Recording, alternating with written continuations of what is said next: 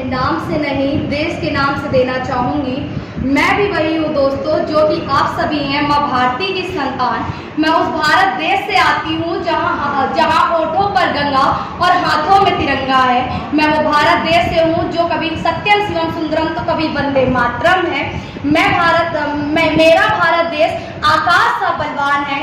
मेरा भारत देश आकाश सा बलवान है, धरती सा धैर्यवान है। अगर किसी नारी का यहाँ अनादर हो जाए तो यहाँ का बच्चा बच्चा भी हनुमान है, यहाँ का बच्चा बच्चा भी हनुमान है।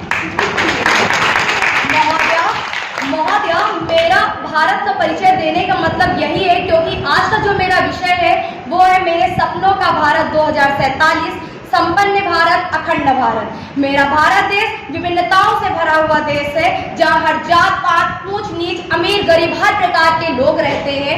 हमारे 2047 में मेरी दृष्टि से मेरा भारत ऐसा हो जहाँ पर महिलाएं घर से लेकर सड़कों तक, कार्यस्थल तक खुद को सुरक्षित महसूस कर सके। हर एक ऐसा स्थान हो जहाँ पर जाति, लिंग, भेद, रंग, रूप, आकार पर कोई भी भेदभाव ना हो। अगर हमें 2047 का लक्ष्य प्राप्त करना है दोस्तों तो हमें माननीय प्रधानमंत्री नरेंद्र मोदी जी के बताए हुए पंचप्रण पर काम करना होगा। पहले पंचप्रण की बात करूं तो एकजुटता एवं एकता। जी हाँ दोस्तों, एकजुटता। अगर हम एकजुट होकर किसी काम को करेंगे, एकता के साथ कदम से कदम मिलाकर चलेंगे तो किसी भी राष्ट्र विरोधी बाप में इतनी हिम्मत नहीं जो भारत का बाल भी बांका कर पाए। दूसरे प्रण की बात करूं दोस्तों तो गुलामी। आज हम कहीं ना कहीं लोग अंग्रेजों से आजाद तो हो गए पर कहीं ना कहीं आज भी हम मानसिक रूप से आजाद नहीं हुए। तीसरे प्रण की बात करूं तो विकसित देश। वो दिन दूर नहीं दोस्तों जब हमारा भारत देश एक विकासशील देश की श्रेणी से विकसित देश की श्रेणी में गिना जाएगा। और चौथे प्रण की बात करूं दोस्तों तो विरासत पर गर्व। हमें अपनी विरासत पर गर्व होना चाहिए क्योंकि जब हम धरती से जुड़ेंगे तभी तो हम ऊंचा उड़ेंगे और जब हम ऊंचा उड़ेंगे तभी तो हम विश्व को भी समाधान दे पाएंगे। और पांचवें और अंतिम प्रण की बात करूं दोस्तों तो नैतिक कर्तव्य की भावना।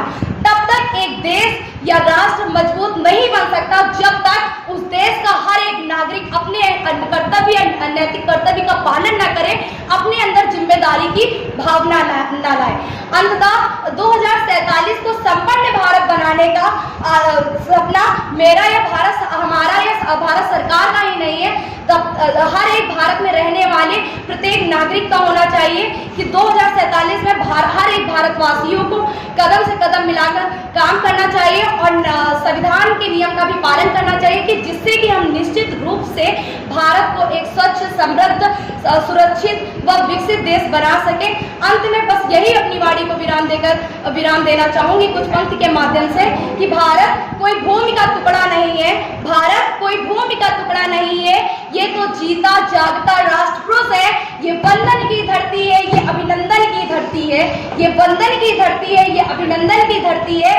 यहाँ की नदी नदी हमारे लिए गंगा है, यहाँ का कंकर कंकर भी हमारे लिए शंकर है।